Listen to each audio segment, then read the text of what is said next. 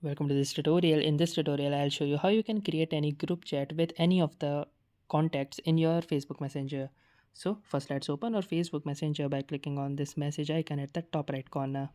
Then once we are inside the Facebook Messenger, you need to hover and hold on any of the chat that you want to add in a group chat. So for example, I want to add this chat right here in a group chat.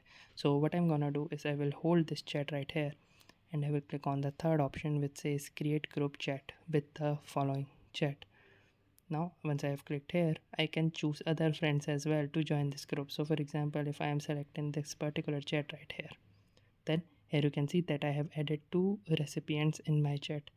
So in order to proceed, all I can do is simply click on this create button right here at the top. Once I've clicked on the create button, you can see that a group has been created with 3 participants in this particular group. So that's it for this video. I'll see you in the next one. If you like this video, make sure to hit the like button as well. Comment on this video, share it, and don't forget to subscribe to our channel. Thank you for watching and have a nice day.